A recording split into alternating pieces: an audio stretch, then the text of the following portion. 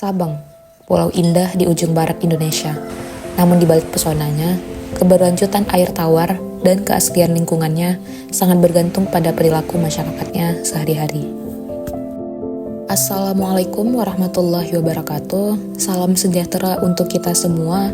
Saya Riza Ummami SPWK, Penata Kelola Penyihatan Lingkungan Ahli Pertama pada bidang sumber daya air, Dinas Pekerjaan Umum dan Perumahan Rakyat Kota Sabang.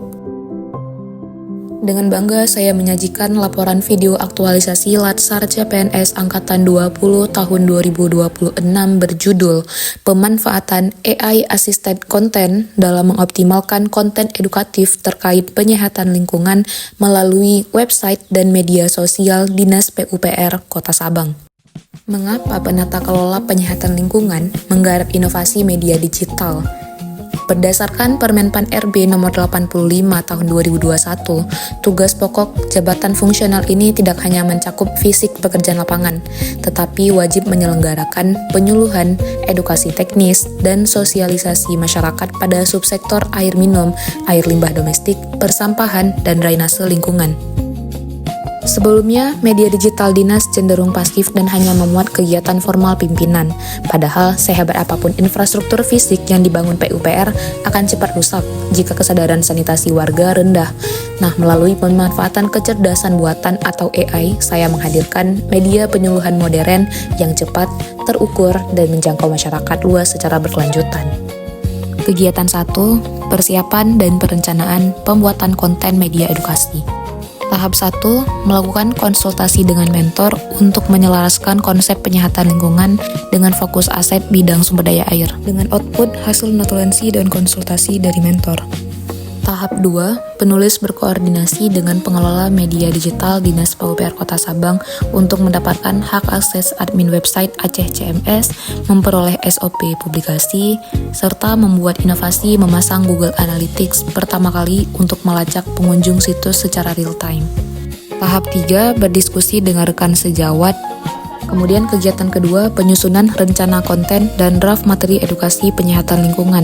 Pada tahap 1, mengumpulkan bahan literatur dan melakukan benchmarking konten edukasi penyihatan lingkungan dengan output berupa folder literatur dan dokumen benchmarking desain.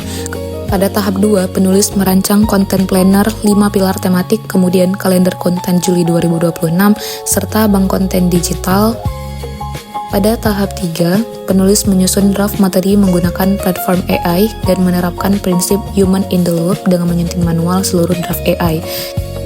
Tahap keempat ditutup melalui asistensi draft materi bersama mentor. Kegiatan ketiga, desain dan pembuatan konten edukasi digital serta standing banner interaktif. Dengan tahap 1, mendesain konten visual edukasi carousel Instagram, memproduksi video edukasi singkat atau Reels dengan melakukan storyboard video edukasi, footage hasil dokumentasi lapangan, dan dokumentasi proses pengambilan video di lapangan. Tahap 3, mendesain standing banner edukasi publik. Dan tahap terakhir, melakukan review materi bersama mentor. Selanjutnya, pada kegiatan 4, publikasi konten edukasi digital dan penempatan media edukasi di ruang publik. Dengan tahapan kegiatan pertama, mengunggah konten edukasi ke website dan media sosial Instagram PUPR sesuai kalender konten.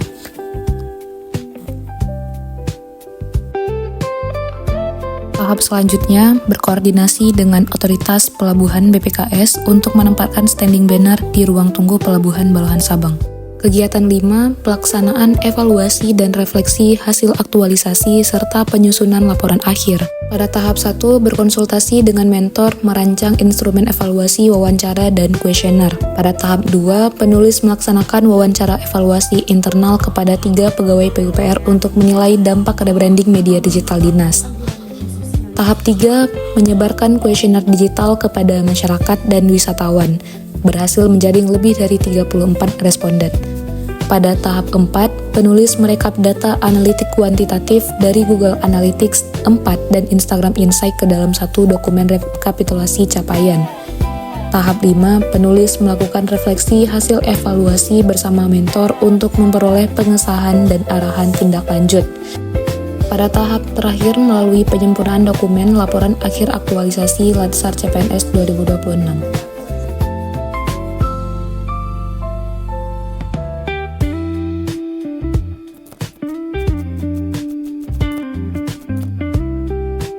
Di luar dugaan, dalam waktu singkat di masa habituasi, keberhasilan luar biasa berhasil diraih. Kinerja media sosial Instagram Dinas PUPR Sabang melonjak drastis sebesar 18.782%